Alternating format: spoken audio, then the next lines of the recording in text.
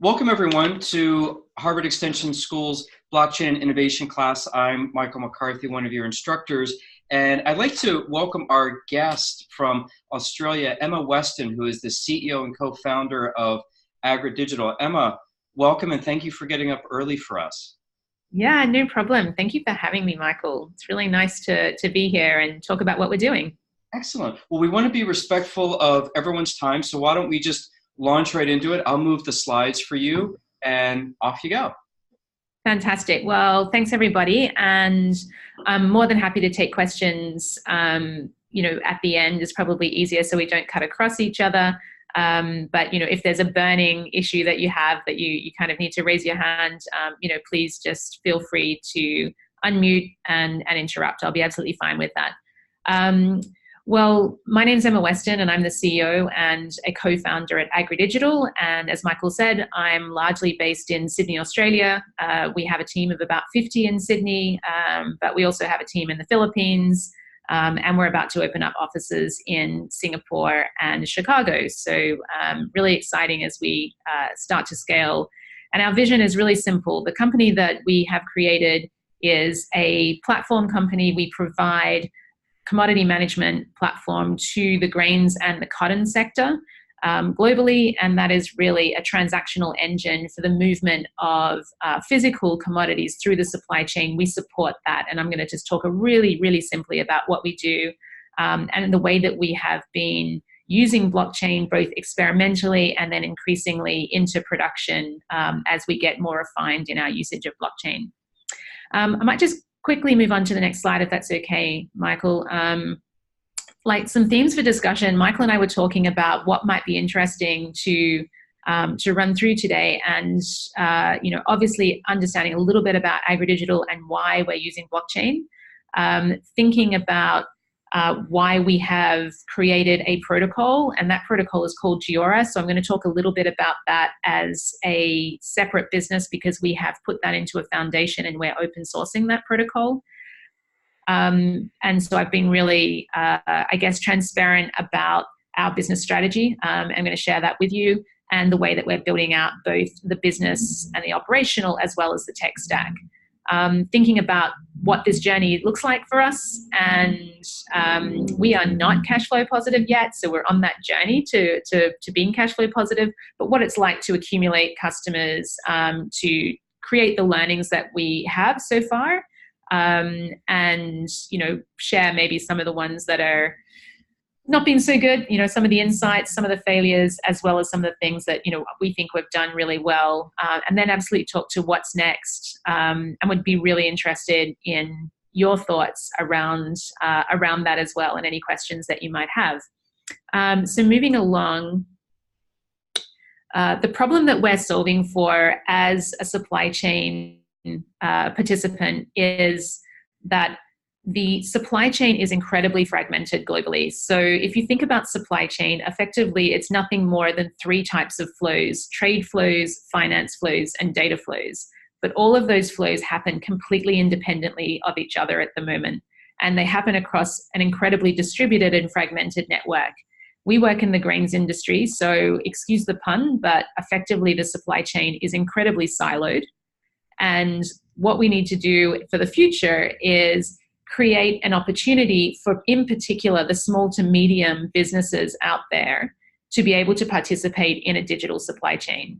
So we work in agriculture. Agriculture is the least digitized industry in the world by a really long way. It's also the world's largest employer. It employs around 40% of the world's working population, so incredibly important to what we do. And actually, we're all part of the agricultural industry because we're all consumers, right? So we all actually create demand and send demand signals down through supply chain, which is received by suppliers. So we actually are all participants. If we think about what the supply chain of the future needs to look like, the problem that we're trying to solve for is that it needs to be digitized. And that means that farmers, traders, elevators, logistics providers, everybody needs to digitize their operations in order to sustainably compete. If they do not digitize, they will not be able to leverage that data. They will not be able to participate in the supply chains of the future. The second problem is that actually post-digitization or as part of digitization, we actually need to have a connected supply chain. So this is not just people connecting with each other and participants connecting with each other. It's also data connecting with data. It's infrastructure being connected into the supply chain, and increasingly it's IoT, other pieces of software being connected in as well. So we're going to have a meshed supply chain, and that connectivity across trade flows, data, and finance is incredibly important for competition as well as for sustainable participation at the SMB level. Thirdly, we need to have a secure supply chain, and that's not just from a consumer perspective, looking at our food security and our food integrity. It's actually all of the participants need to have access to underlying asset security. And the reason they need to do that is the supply chain does not work without finance coming into it. The supply chain does not have the ability to fund itself. It needs to be funded. And for that funding to happen, assets need to be made exposed to financiers. And in order to do that, they need to be secured.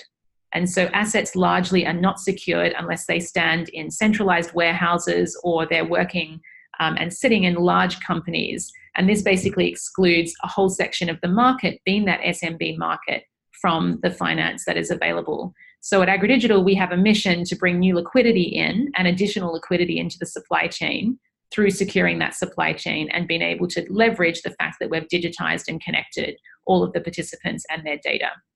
So if I go back to that vision of 3 trade flows being trade, data, and finance, effectively, if you thought of those as 3 rivers, we want to bring them into a confluence where we actually just have one flow. And when you engage in supply chain, your supply chain transaction also is a finance transaction, and you're accumulating and aggregating all of the data that is required right now, but also further on down the chain so that other participants can use that and leverage it as well. So if we pop onto the next slide, Michael, we've built out a platform which looks to embody and create digital trust in what we do, all the way from farmer through to the consumer. And I've got a really simple supply chain that I've just popped onto the slide here. It's a pretty typical supply chain for the export of wheat in containers. And what you can see that even in this very simple, and this is an overly simplified example, there are still many, many participants. And currently those participants actually don't know each other. They only probably know the person that came before them and the person that came after them, but sometimes they don't even know those people. So depending upon that situation, there is effectively a complete lack of trust within the participants themselves. And this is shown when they're actually dealing from a trade perspective, when they're looking at how they get paid, the terms on which they get paid. So we've built out a commodity management platform that deals with trade, inventory, exports, imports, which is what consignments are, payments, access to finance, and of course, traceability as well. And we've integrated that with our own blockchain protocol, which we call Giora. So I'm not going to go too much into how the solution works in practice, because I kind of wanted to open up more around the way that we're using blockchain and how we think about blockchain. And when I'm talking about blockchain, like this morning, I'm really using it in a generic sense. I realize that there are actually many technologies that can be regarded as blockchain or as DLT these days. So I'm just going to use blockchain generically, and I apologize to the purists who may be, in the room. But we can certainly have some questions later on around the purist versus, generic argument. Okay, so on to the next slide. I just thought I'd give you a bit of a flavor for how big is this market. I think you all know, because you're all participants as consumers, that it's going to be a big market. But even just for what we do at AgriDigital, thinking about grains and cotton, so not all of the other, kind of 27 different agricultural streams that are out there, there's about 1.4 billion tons of grain and cotton produced annually across the main producing nations. And that's actually excluding Africa, Eastern Europe, and Asia. So we're actually excluding large parts of the world, mainly because we don't have good data for a lot of that. So I'm really talking about the traditional producing nations of Australia, the continents of North America, South America, and largely continental Europe, but not Eastern Europe. In terms of what needs to be financed, just to give you an idea around financing requirements, that's around about 165 billion that needs to be financed each year across that particular production economy. And in terms of the transaction market, we're looking at what is about a $3 billion market at the moment, which is probably going to get a lot larger when we're thinking about transaction support for data. So it's a really big market. That's why we've got a lot of companies looking at supply chain, both from a finance as well as a transaction angle. It definitely makes sense to do so. So I just wanted to give you a sense of that in terms of size, but we're not going to spend too much time interrogating that. We'll just move quickly on to the next slide. So what have we been doing at AgriDigital? I've got two co-founders. The three of us have a really long history in agriculture. We've basically spent around about 85 years across the three of us directly involved in agri-supply chains. All three of us are farmers as well still. So I farm grain, cereals in New South Wales, a state in Australia.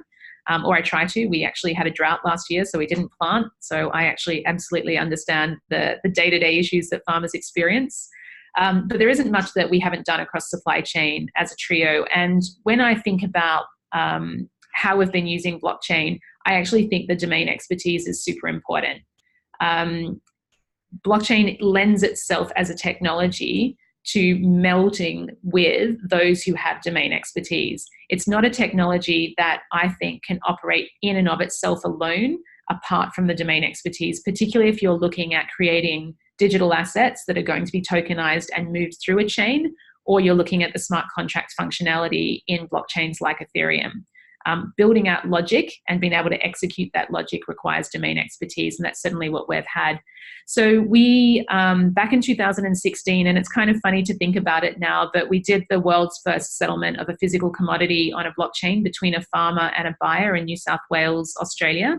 At the time, we were a really small company of about 3 or 4 people playing around with blockchain. And the reason we were playing around with blockchain is because we want to digitize, connect, and secure the supply chain, and because we're absolutely focused on transaction and payment security as well as network efficiency. So we looked at why couldn't we use blockchain in order to actually deliver grain to a silo and get paid at the same time as you are making that delivery. This is something that doesn't happen at the moment, right? So when farmers go to market, they effectively have to deliver in their commodity. They've been growing it all year. They deliver it in and they get paid sometime later. And sometimes they don't get paid because things happen, right? In the vast majority of cases, absolutely they get paid. But there isn't a farmer that I have, and I've met a lot of farmers over the past 25 years have been involved in agriculture, and every single farmer has said to me, no matter which country I'm talking about, that they have had problems with payment at one time or another. So this is a really prevalent issue around payment. Someone's just asked how farmers get paid. So at the moment, most farmers get paid in the prevailing currency of the trading contract, and that's normally just hard fiat currency.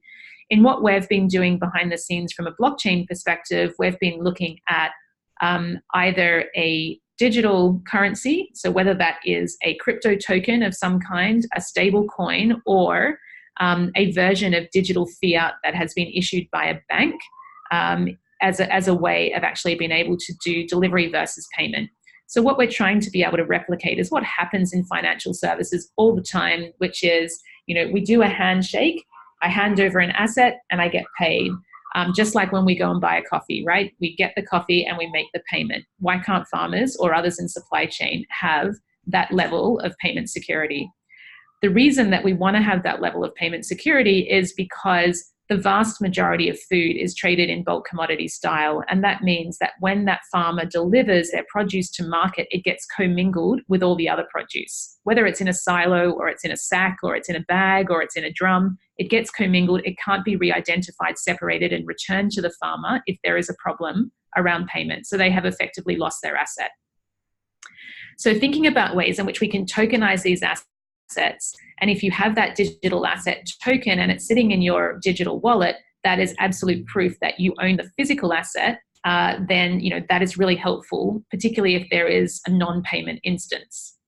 So since 2016, we've been really focused around how we can extend blockchain to cover not just payments, payment security, but also looking at provenance, so being able to do traceability through the supply chain, looking at the way in which we can create digital assets that are programmable. So you're able to move an asset along the supply chain if and when certain preconditions are met, and thinking about ways in which we can do finance on chain as well, so that we can bring more liquidity and do it faster and cheaper and bring it to anybody anywhere in the world.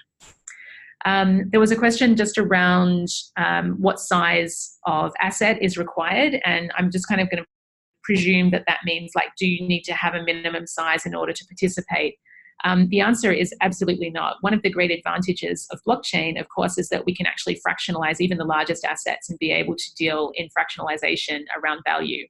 The vision that we have is that you would be able to do a load by load transaction, a bag by bag, bottle by bottle, if that was necessary. So this could actually cater to the smallest transaction as well as the largest transactions.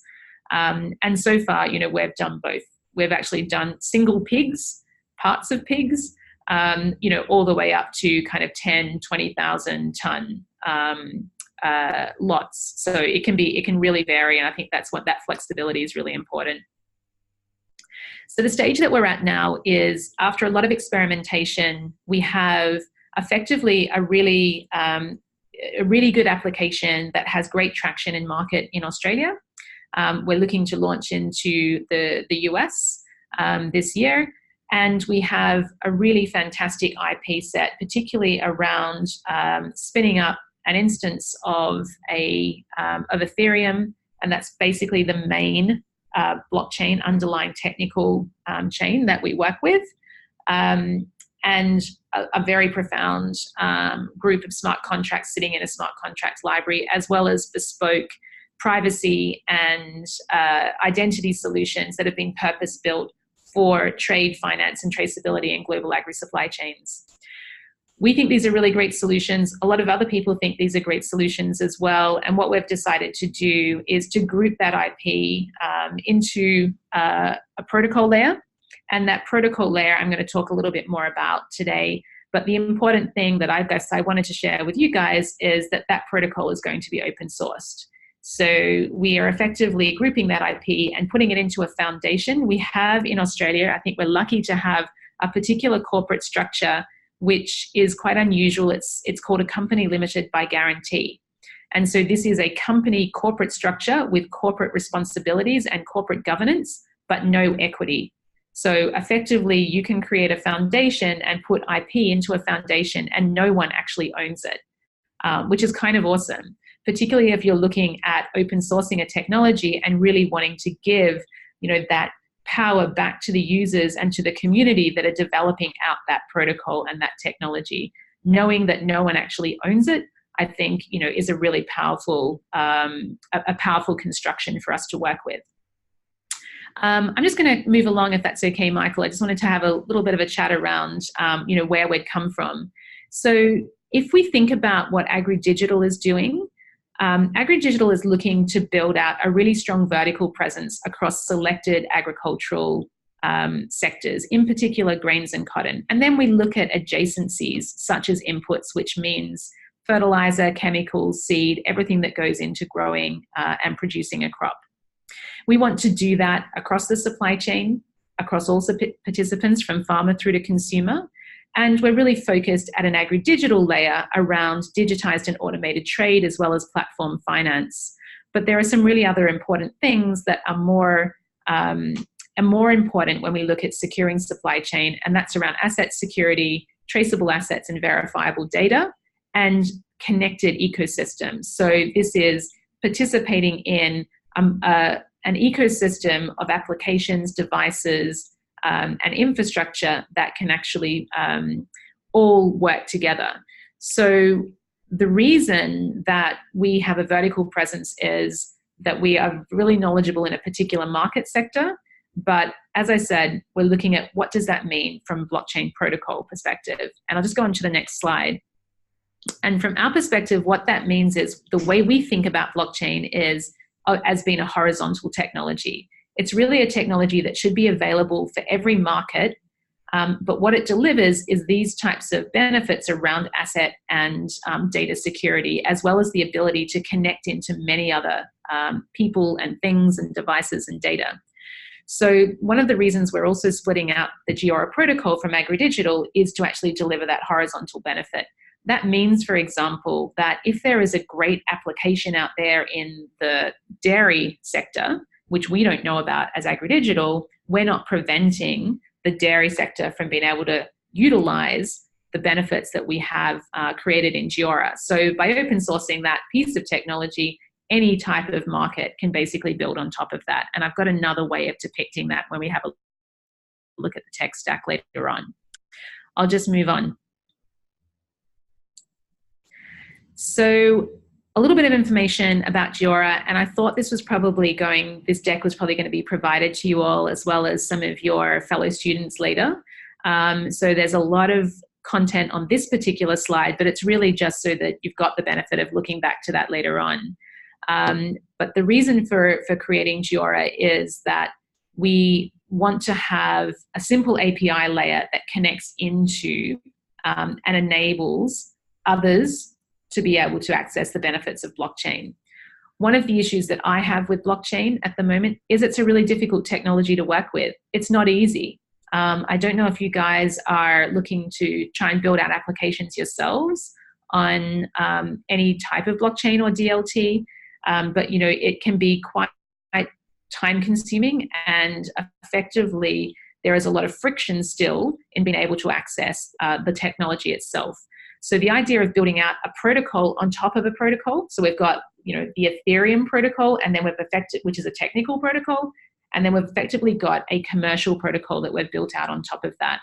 The reason for doing that is to be the enabler to the blockchain. So to be an aggregator of simple tools, be they digital wallets, privacy, or whatever it may be, and to do that in a really simple API through a really simple API layer in order for others to be able to access the benefits of blockchain. The reason for using a protocol approach is that effectively we can lift and shift. Because it's a protocol, we've got the commercial protocol Giora here, and we've got a technical protocol Ethereum underneath. But if Ethereum doesn't develop and continue to develop the way that we would like it to, technically, we can effectively lift up that Giora protocol and potentially slip a different blockchain protocol underneath. It also means that because it's a protocol layer, it can lend itself to sitting across multiple technical protocols. This is going to be increasingly important because there is not going to be one winner in the blockchain space, in my view, or certainly not for a long time. So interoperability is something that we're trying to solve for, the ability to actually move digital assets from one protocol to another.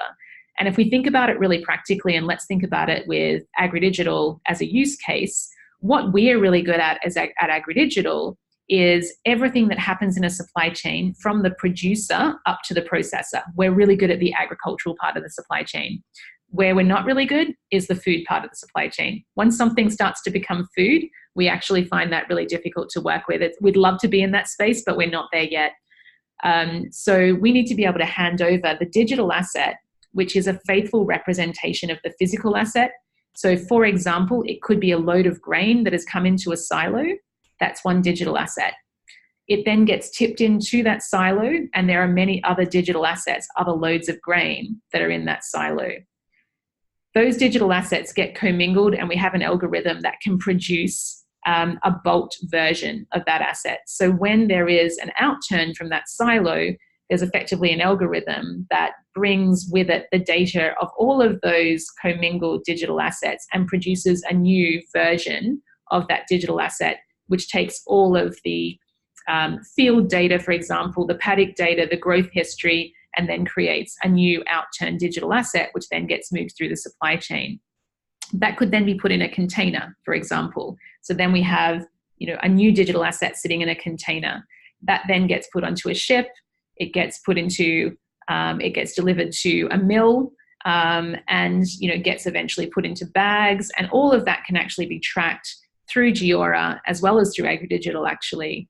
But the benefit of using Giora and with blockchain is that you can actually open up that digital asset once it's sitting in a bag of wheat in Vietnam, ready to be milled, and say, what is in this bag? Now, if you look in that bag and you know your stuff, you'll be able to look at that bag and say, yep, there's wheat in that bag, right? You'll just look at the seed and know that it's wheat.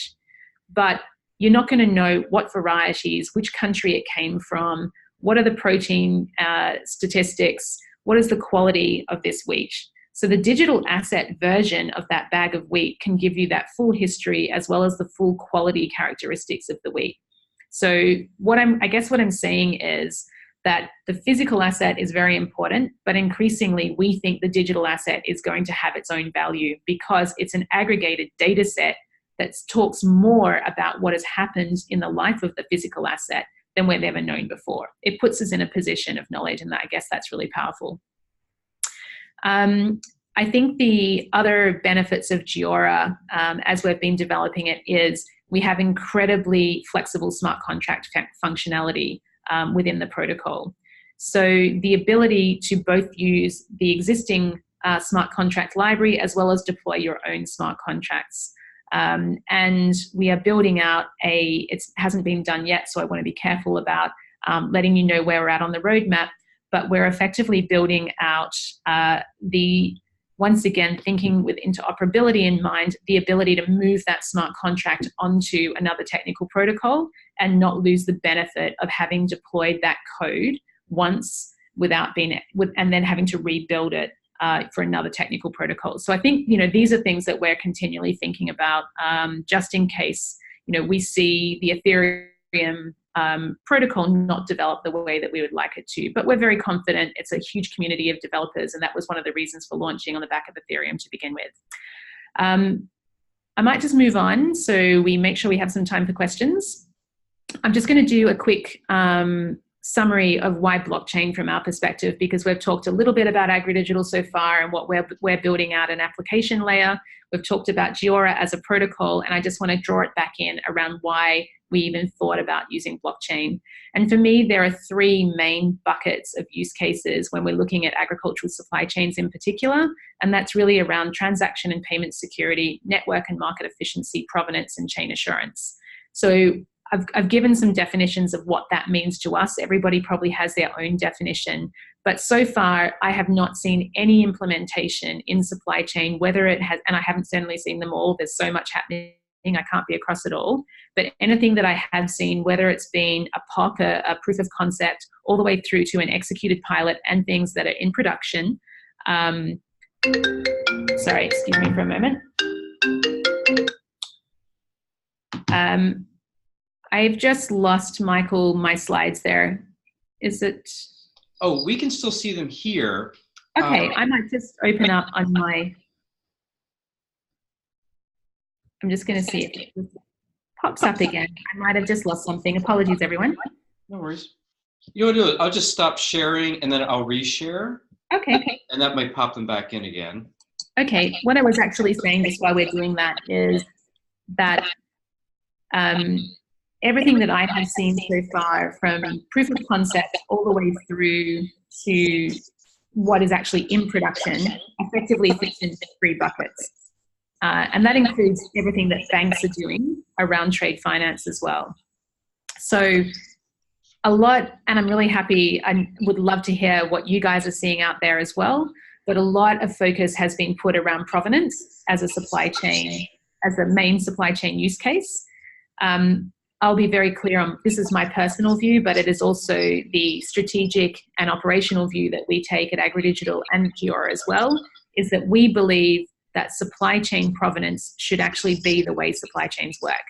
We should know where our food comes from, how it was produced, how it was processed, and how it was stored, and we should not have to pay for that. That should actually be what supply chains deliver. That is the promise of the supply chain. So we don't believe that provenance should be an extra layer of cost in what is already an extremely tight margin business. And therefore, looking at technologies like blockchain that can actually offer over time, and it's getting cheaper and cheaper, really cheap access to data to prove out what a digital asset looks like and what has actually been aggregated over time is really important. At the moment, blockchain has several limitations, and some of those limitations are around cost. We've taken some really pragmatic decisions at AgriDigital to sometimes not put everything on chain just because it is too costly for participants. And we've got to remember that from a commercial perspective, as a technology provider, we need to take our customers on a technology journey, because this is an incredibly new space, as well as on a product journey. And we cannot effectively, there are large segments of the market that cannot afford to participate. We do not want this technology to be something that stops a participant from being able to execute within supply chain. So we really need to look at the cost base of the technology, not just look at the potential of the technology. And in order to do that, we look at ways in which we can still use blockchain, still use a distributed network, but do it in a really cost-effective way. So an example would be storing data off-chain, but in a distributed sense, for example, with IPFS, and just hashing that data to the digital asset, and then just actually going to another distributed file management system in order to access that data, rather than actually storing it on chain and incurring a data charge for doing so. All right, I might move on. Sorry, Michael? Can you see the slides now?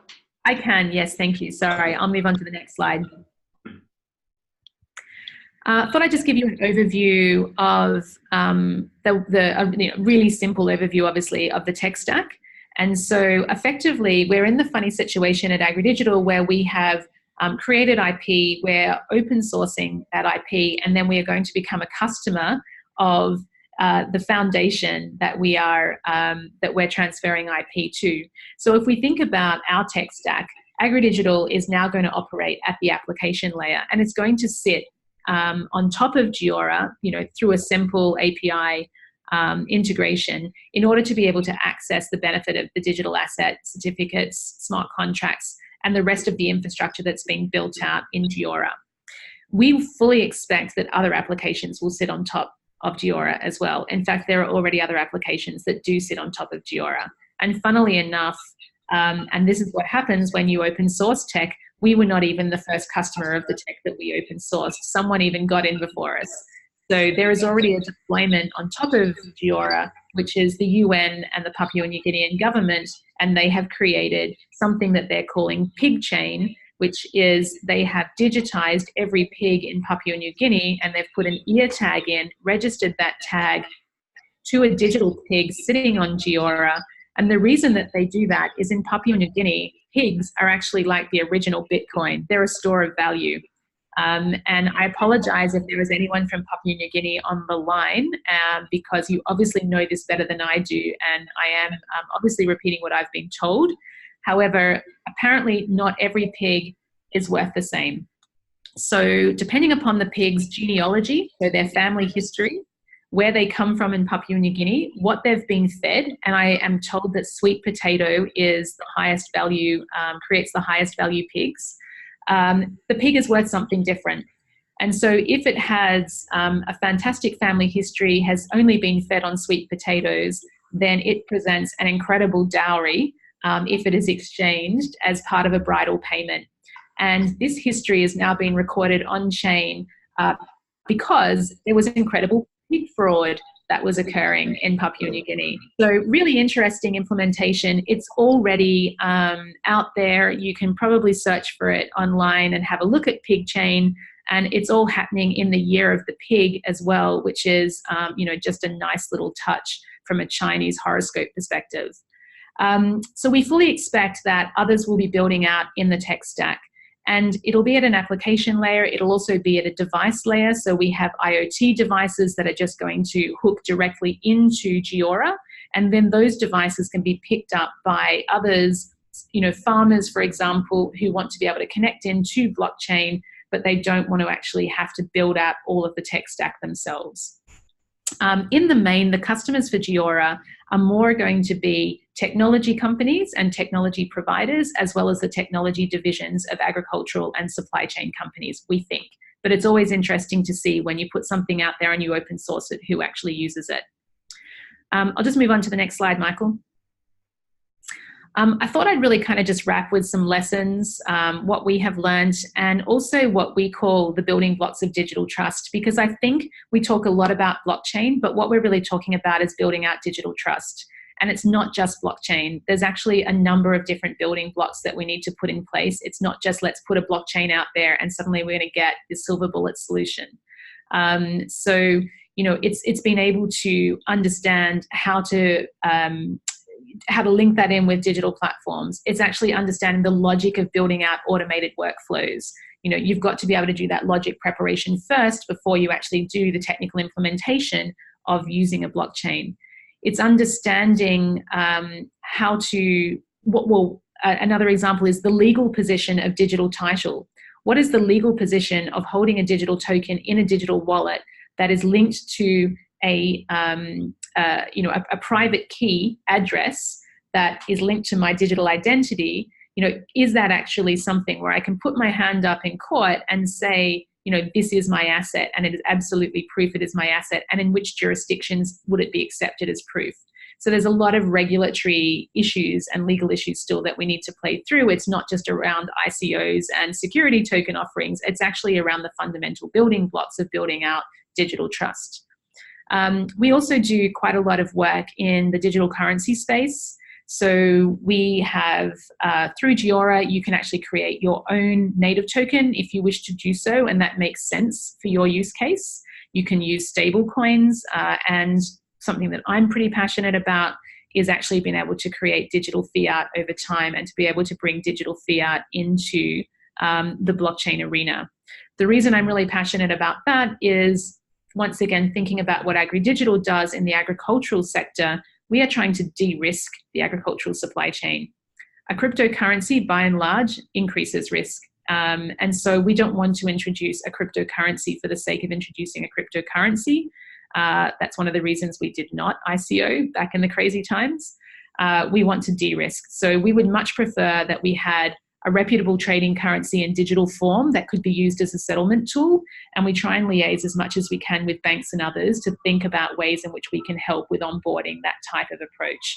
And that's right down to including having the Reserve Bank of Australia, which is our central bank in Australia, as an observer on some of our pilots, so that they actually can see blockchain in operation and think about the ways and the impacts that might have for digital currency or digital fiat. We're still pretty far away from that in Australia, I've got to admit, but we're trying. So a couple of just quick insights around the journey so far. 3.5 years in, we are at the point now of expanding beyond Australia globally. We have a lot of remote workers as part of our team, and there's certainly lessons around remote working. That's probably a whole nother topic in and of itself, Michael. You probably teach that. But this is a really interesting way of working. We are spinning out some of our IP into a foundation and open sourcing it. We have, in terms of traction through our platform to date, there has been around $1 billion Aussie, 1.2, $1.3 billion Aussie. So, getting up to $1 billion US transacted through our platform. So, we've got some reasonable traction running through. And so what are the lessons that we've learned? The key lesson for me is that we are building this out for the customer. And so it sounds really trite, but actually understanding and working with the customer and being as close to the customer as possible is really important, even though we're dealing with emerging tech that they don't always understand. And an example of that is when we think about digitizing, connecting, and securing the supply chain, that's really what our mission is. That's what we want to solve for. One of the insights for us means it doesn't mean standardizing the supply chain. So it's understanding where standards are needed and where they're not needed. Standards are needed at protocol layers and at infrastructure layers. They're not needed at application layers. As much flexibility as possible is needed at the top of the stack, and you can do that if you have standards in appropriate places at the bottom of your stack. So that's been a really important lesson for us to learn. And we learned it a bit the hard way by building too much standardization into our application and then having to start unwinding that so that we can support users with more flexibility at the application layer. Another lesson is tech debt does not go away by itself. So we're moving fast. As part of that and being in an agile environment, it's very easy to accumulate a lot of tech debt, much more so in some ways than the old waterfall approach to building out technology, because you specified everything in waterfall and you built it, and you obviously did a lot of planning beforehand, and then you went and built everything. When we're working in agile, we're kind of not making it up as we go along, but we're obviously building and iterating all the time. And that means quite often we're making very quick decisions and we're putting, some pieces to the side to come back to later so that we can move very quickly to MVP out to customer. It's amazing how quickly that tech debt, that mountain of debt, accumulates, and it can be very, very expensive to pay down. So thinking about your debt that you're accumulating technically and building a plan around how to amortize that over time is really important, I think, to being able to get beyond the startup phase into the scale-up phase. I think the other lesson is that globalization and localization are not the same things, but both need to be delivered in a global platform. And by that, I mean that in building out a platform that is for global consumption, you need to have global scalability, but it needs to have, localization at the individual level. It needs to operate the way I want it to operate as a consumer. And these things are really hard. So some companies do it by building out localization first and then kind of globalizing beyond that. We're probably trying to do both at the same time, and that is to build out global scalability and to be able to meet regulatory requirements. And there's a lot of regulatory requirements in what we do in many jurisdictions at once, and then being able to build like local flair, if you like, in the way that the consumer uses platform.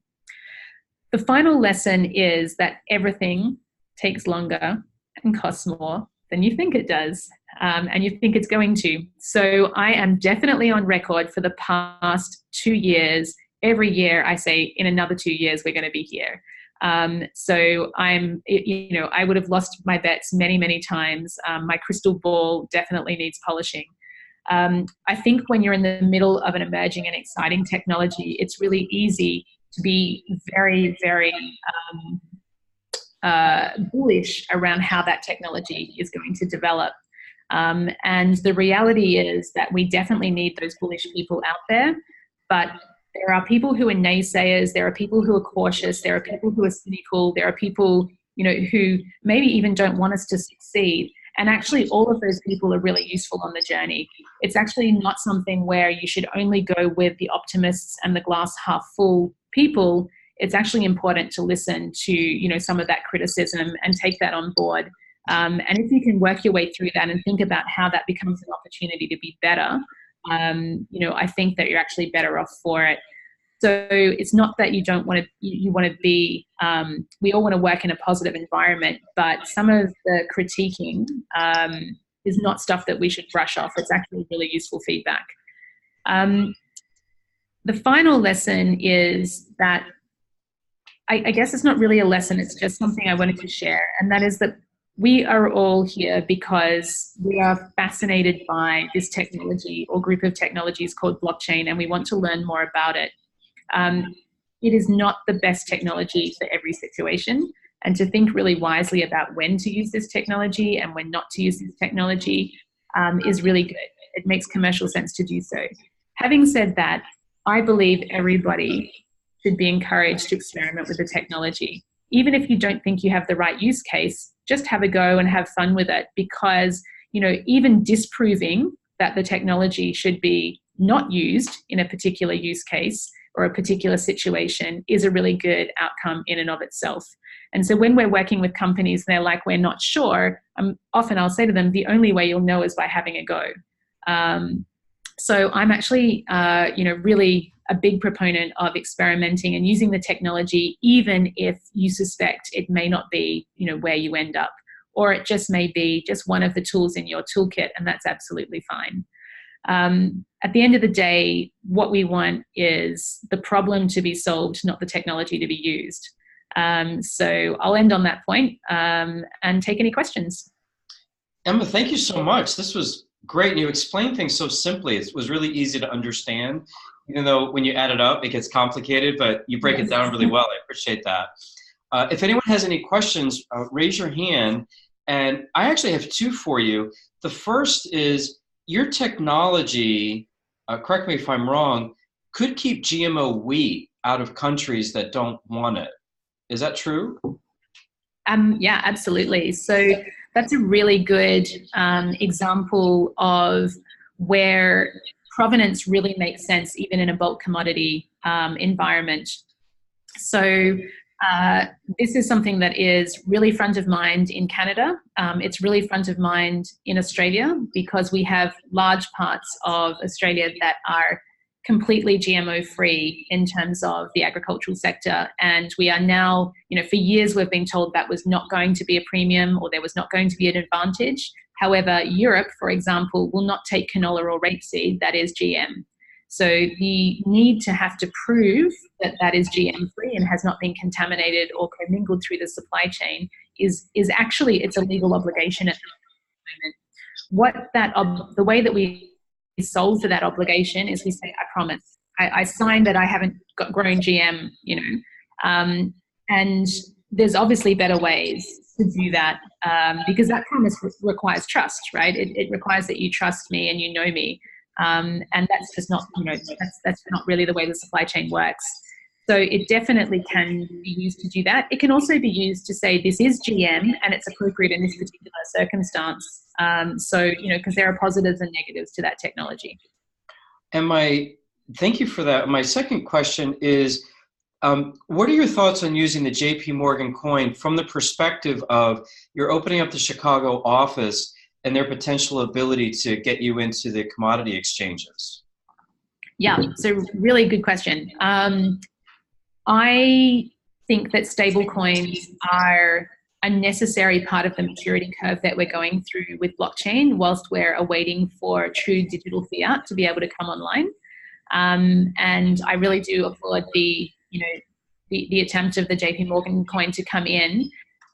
What we really look for is what is the trading currency that needs to be set, that this transaction needs to be settled in, and what is the best way and the safest way of settling that. Depending upon the market, we may be able to do the workflow on-chain and do the digital asset exchange on-chain, but actually create a payment instruction to go back to normal payment rails, so bank payment rails. And then if that payment rail fails for some reason, you can automatically revert the tokens so that the digital asset basically goes back to the seller. That's one way of dealing with it. Another way is to say that we would accept a digital version of a trading currency and use a stable coin or use another type of crypto that was pegged in some way. We definitely can onboard the JP Morgan coin. It's not quite ready to go yet. I think they might have released a little bit ahead of their tech, but we definitely can onboard that into Giora. So that would give us the ability to look at ways in which we could then onboard exchanges that were also willing to settle with that type of coin. So it could create great scalability for the market. Great, thank you. So our first question is coming from Tret. Hi, Tret. Hi, Emma, thank you so much. Unbelievably interesting. I'm quite interested in agriculture primarily because I grew up in the Midwest of the United States, which is very much rural and agriculturally based. So a couple of questions for me is that I assume that the platform, the applications you have allows for farmers and either traders or buyers to connect directly through the blockchain application. And so there's no middleman. So correct me if I'm wrong, but if that is the case, then how do you determine price from, let's say, if you're selling, say, from here in the Midwest, Kansas to, say, China, as an example? Yeah, really good question. So at AgriDigital, we're not a marketplace. So we're a transactional engine that once the agreement between a buyer and a seller has been consummated, we actually record that agreement and then do all of the transactional support to move that commodity through the supply chain. The reason that we did not build a marketplace is twofold. One, it's actually really difficult to build two-sided liquidity. So the practical thing is that you have so much seed money to start a business with. Are you going to allocate that to your tech, or are you going to allocate that to marketing so that you can build out liquidity on both sides?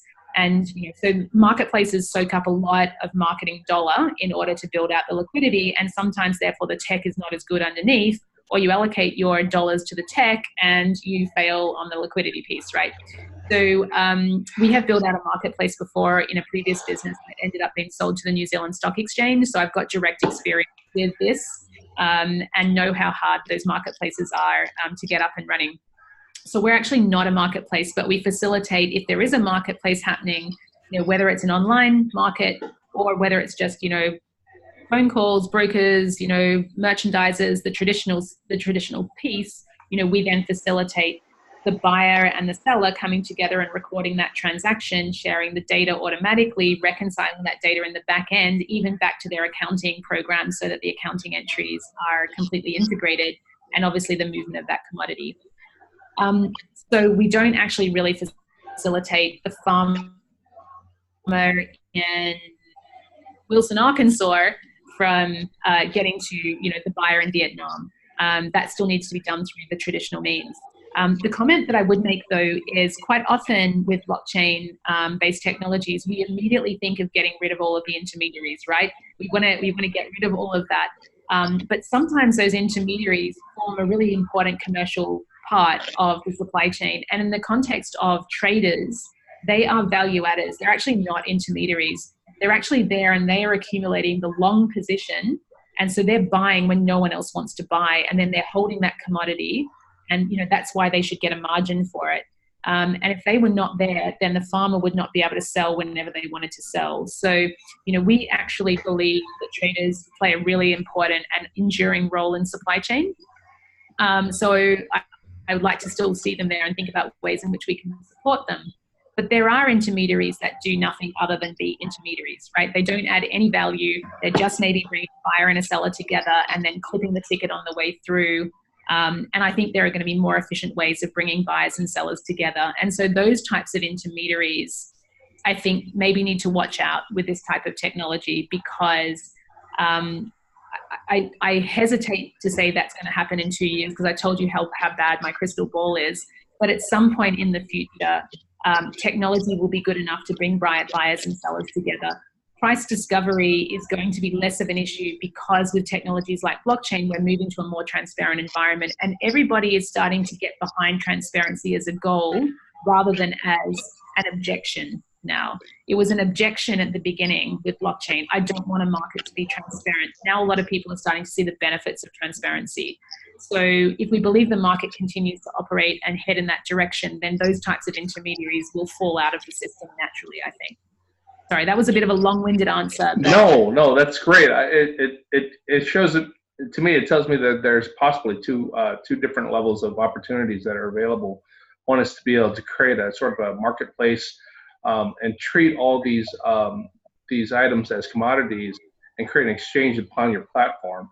Yep. The other possibility is as you say, and I get what you're saying in terms of intermediaries. I also understand the standpoint from a lot of the farmers that I've grown up with and known for most of my life, is that although they're great at agriculture, negotiating or understanding the market is a difficult thing for them.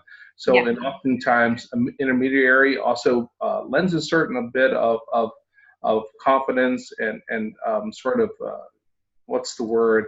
It gives them a sense of having someone who knows how to make those negotiations where they aren't able to, and they don't feel necessarily cheated or feel overwhelmed by the process. Yeah, I absolutely agree with you. That advisory role, might be where intermediaries start trending towards. Yeah, great transitional sort of phase, maybe. Yeah, that may be the way it evolves. Yeah, I agree. Thank you. My pleasure. And Asley, I've just unmuted you. Go ahead. Thank you. Actually, Thread asked what I wanted to ask, but it was helpful. Your answer was perfect. Our project is on value chains. We are working on the coffee value chain for the course we are taking. In theory, and everything we read makes sense to me, but I'm having difficulty visualizing it in real life. So the explanation about not removing all the intermediaries makes sense for both, I think, setting the price and also the technology, because I wouldn't expect the farmers to have the technology to be able to interact with the buyers on their platform. Like I assume the technology, the solution to the technology problem is also the intermediaries. Is that correct? So from a farmer interaction perspective, the way that something that I actually hope for is that at some point in the future, we probably stop talking about blockchain and we just go back to focusing on problems and solutions, and we don't, have blockchain projects anymore the same way that we don't have internet projects now. We used to have internet projects, and kind of like web projects. I kind of hope in the future that blockchain just becomes part and parcel of a technical option of what we might build out to solve a particular problem. And so it's not kind of a strategy anymore, or it's not it's not something that we're doing from a project perspective. And so from a farmer, do farmers really even need to know about blockchain? Probably not. What they want to know is, can I sell my goods when I want to sell them at the best price and ensure that I'm going to get paid? And do I know how to fulfill the obligations of my contract that I have, with the buyer? And what is the service that facilitates that? Is it an advisor helping me? Is it a piece of tech that I engage with? Is it a combination of the two? And so, what AgriDigital does at the application layer is allows farmers to liaise with a piece of tech, right? And they can actually use that tech in order to move their goods through the supply chain and to deal with a buyer. They do not need to necessarily know everything that sits in the stack and whether or not there is a digital asset that is being created underneath that. However, if they do want to engage with that piece of tech from a digital asset perspective, they should also be able to do that, right? That should not be hidden from them. And so if they want to add data to a digital asset because they think they could maybe get a premium, then the application layer has to explain how to do that, right? It's not up to the blockchain layer to do that. It's really up to the application builder to build out smart applications that make the use of blockchain, make sense, right? The technology needs to make sense. So it could be that at the application layer, we say as AgriDigital, link in your farm management system so we have your paddock records so that when you deliver grain to a silo, we actually pick up what paddock that came from. It has all of the chemical fertilizer and seed records attached to that. And in the back end, as AgriDigital, we actually create the digital asset and we immediately attach that data to it.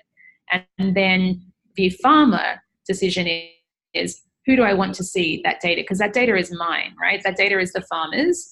And so who would they like to see that data? Maybe they would like the buyer to see that data. Maybe they would like the government to see that data. And if the buyer sees that data and relies on that data and can trust that data, then maybe they will pay a premium for that. And so the farmer will be more engaged because of the commercial outcome of engaging with the tech, not just engaging with tech for tech's sake. So I suppose that's one thing. In terms of the intermediaries, I agree, it's quite hard to visualize. In your instance of building out, royalties or a rights-based approach to copyright and being able to track that through usage, I guess, and you need to be able to tokenize the right in some way, I guess, and be able to, track how that token gets moved along different participants. And at the different times that that token is being moved along, it may trigger a value exchange that then goes back to the originator of that token. Maybe I'm just making this up. But, maybe that's something that you're looking at doing. So if that's the case, you don't need an intermediary to do that for you. The smart contract will do that for you. Or the programmability within the token itself, depending upon the blockchain that you're using. So, to my mind, you can still have intermediaries as, physical participants within the supply chain, but whether or not they have an interaction with the technology solution you're providing depends upon whether they add value. If they add value, then they will be programmed in and they will get their cut, when there is the value exchange. You just need to program the logic out. Perfect. Thank you very much. I have one more question, if it is okay. Do you use fair trade certification of sorts or organic certification? I assume if you do, the second part of it is, I assume if you do, it is at the application level with smart contracts. Is that correct? Yeah. So what was the certification that I just missed the? Fair trade or organic, whichever certification. Just Right. Okay. Yeah. So basically, we regard that as like a promise that has been made or a claim that has been made about a particular good. So that claim gets attached to the digital asset, and the claim needs to be verifiable, or effectively there is a reputational component to that claim. How much can I as a consumer trust that claim?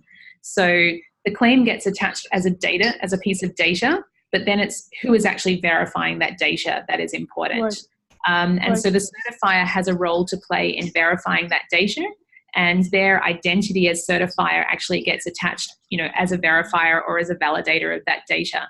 So that as the consumer, I then look at it and say, is that an organization, that I'm happy to go with from a reputational perspective? So yes, absolutely, claims can get attached. They can be certified. We just want to make transparent the process of certification and the way that the data is verified or validated, because actually there are plenty, unfortunately, of certification agencies and bodies out there which are putting their stamp on things without us really knowing what has happened in order to get that stamp there. And so I think the process of what has been audited, how has it been audited, and how much reliance that we can place on that audit is important to make transparent. Oh, perfect. But would you use smart contracts, or what would be the application level? What would be the technology answer to that question? Okay, sorry, maybe I misunderstood your question. So you effectively can be, you could provide an application, or you could provide an oracle on chain. So you could effectively provide a certification oracle. That digital asset could make a call on that oracle in order to get the validation data direct from the oracle. Okay. So it could be an oracle or it could be an application. Thank you very much. It's really helpful. Appreciate it. Excellent presentation, by the way. Thank you. Thank you. Thanks for joining in. Last question of the session will be from IKEA. Welcome. Hi, Michael. Hi. Hi, Emma. I'm Anam. I don't know why my iPad is called IKEA. Don't know what I saw that IKEA was asking a couple of questions, and I was like, okay, that's interesting. Wow, we've got the big business on here as well. So my question was really touching on a couple of points that you mentioned earlier. One around the fact that the transactions are in fiat currency, and B, what the farmers really see as a user experience. So hopefully it's a quick one. Do farmers only see the fact that there's fiat currency? They don't really see the fact that there might be digital currency or coins or crypto in the background. So would AgriDigital exchange those crypto into fiat currency for the farmer, and that's sort of just behind the scenes? Yeah, so great question. So it depends upon what is happening at the application layer and the way that the physical trade is actually being settled. So if the physical trade has been settled in fiat, then we actually need to represent that back, faithfully to the participants, as that is what's happening. And the settlement mechanism is traditional payment rails, right? So it's a bank-to-bank transfer essentially. If that is what is happening, then what we need to do on chain is we need to effectively do one of two things. We either do an asset exchange, which is conditional upon that fiat transaction happening in the real world, and it requires effectively a confirmation that the fiat transaction has happened, or it can actually happen simultaneously in that there is an asset exchange. So, digital buyer and seller digital wallets, digital grain moves from one to the other, creates a payment instruction to the physical world. Payment instruction happens, payment, no change, payment instruction fails. And then the asset, there's a reversion of the token and it goes back to the digital wallet that it came from. So that's one way of solving for it. Another way of solving for it is that we actually create like a stable coin, or we create a version of what is going to happen in the real world with fiat. So we basically have a purpose-built crypto token to represent that settlement piece, with an instruction for that token to burn or to suicide, so to exit the system once the real world payment transfer has happened. I think increasingly what we will see is more digital money coming online over time. And so the physical transaction may be represented in US dollars, but the settlement mechanism may be Giora, for example, right? And that settlement mechanism would therefore involve a cryptocurrency exchange, which could either be a stable coin, a purpose-built crypto, or digital fiat, depending upon the maturity of digital money at that life cycle. So that's what we would like to see, is that Giora can become, a payment mechanism and settlement piece in and of its own right. Thank you. Okay, and I think we are done with the questions. We went a few minutes over. Emma, thank you so much for this presentation. We recorded it. I'm going to put it on YouTube tonight and send everyone a link, as well as the slide deck that you suggested, the PDF. In the future, if there's anything that we can do for you, if there's any introductions that you'd like, just let me know. I have this magical way of meeting people, so just tell me, make a wish. I didn't do my ask. Whenever you do a pitch, you've got to do an ask, right? Exactly. Exactly. Yeah, no, well, if anybody is, wants to get deeper into what we're doing, learn more, have some fun with Giora. If there's anybody that you think I should know, then, please, I would love you to make the connection on our behalf. Please do put the good word out for us.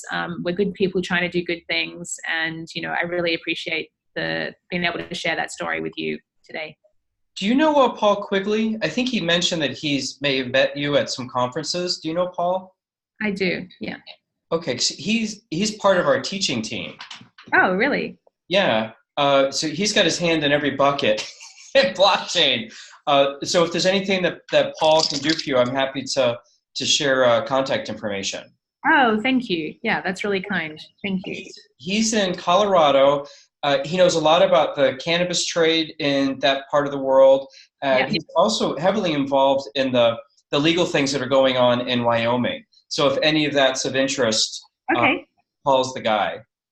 Oh, cool. Okay, I might reconnect. That's awesome. Okay, beautiful. So Emma, again, thank you. Looks like we have another hand up from Asli. Asli, did you have a final thought or question? Yes. There was a mention about your work in Ukraine. I don't know. I am in international development, and U.S. government sends a lot of grains to developing countries for assistance to help with them. Are you interested in working with them, or are you already working with any projects? Because I know some of other large firms in my industry, they are building partnerships with firms like yours to start basically including blockchain in the development industry, because we do work with really large value chains. Yeah, look, really happy to have a chat around it. We've done some work with USAID before into Ukraine. And that was just really preliminary. We didn't put anything into production. It was just really looking at what the problem space was and trying to define if there was a good solution and the tech was ready now to be part of that solution. So yeah, really, really happy to have, an offline chat on that, Asli. Yeah, my details are in the presentation. So, okay. or Michael can provide them. Yeah, just please reach out. I'm actually not that hard to find. I'm not very stealthy. Just Google me and I kind of come up at some point. I think I will find you. Yeah, you'll find me. You'll find me. Yeah, okay. I would love to talk about that. That is, in my position, I'm looking into partner potential. I'm representing AECOM, is a very large contractor. It's one of the largest contractors in US space as the BD director. So I'm looking into potential partnerships in the blockchain technology just to sell the idea to my leadership. Yeah, awesome. Yeah, no, I'd love to pick that up, and with my colleague Bridie as well.